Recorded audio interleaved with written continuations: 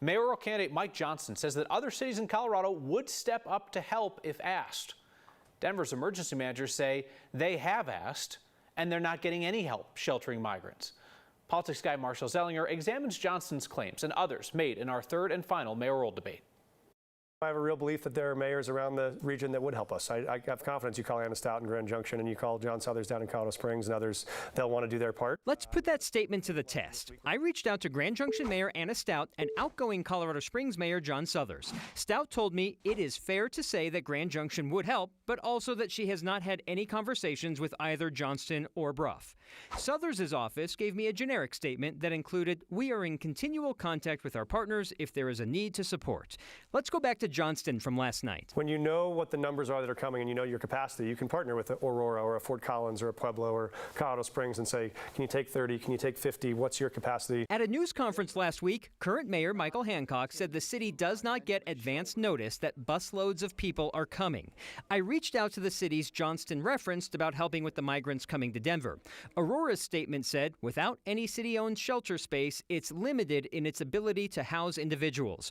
Pueblo's mayor said, while our capacity is limited and untested, if requested, I would be inclined to help. According to Denver's Office of Emergency Management, the city asked metro area cities and counties for help back in December. Only 3 did, briefly. Larimer County agreed to shelter migrants for a short time, and Adams and Boulder counties sent staff temporarily to work in Denver shelters. Now to an answer Kelly Brough gave last night when Johnston asked her about opposition to a bill in 2016 when she was head of the Denver Metro Chamber of Commerce. That bill, which became law, provides pregnancy-related workplace accommodations, like longer breaks, limits on lifting, and modified work schedules. I would never have opposed that measure.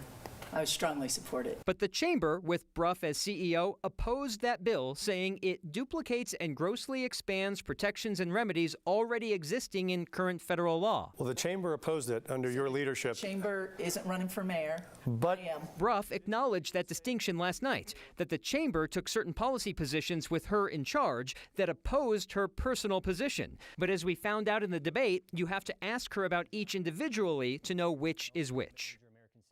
Now let's take those in reverse. You notice I didn't give this the traditional truth test with some sort of stamp saying true, false, or in between somewhere.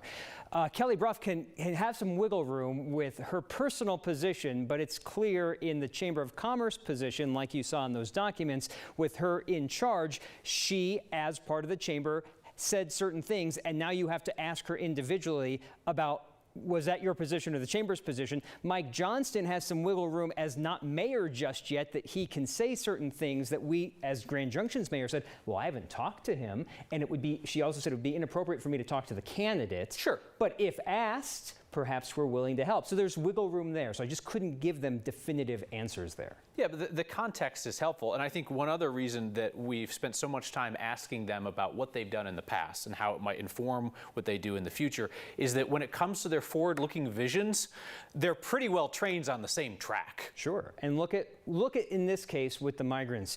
We're seeing similar positions as what the mayor has done in asking for help from others. When you look at Brough and her positions, is she on the same track because of what she stood for as the Chamber of Commerce CEO, or is she on a different track because personally, you didn't know it at the time, she took a different position? We don't know those unless we're asking her individually. Yeah, if you have two candidates that are essentially status quo candidates for the city, their personal leadership and judgment attributes, I think, come all the more to the fore. Marshall, thank you.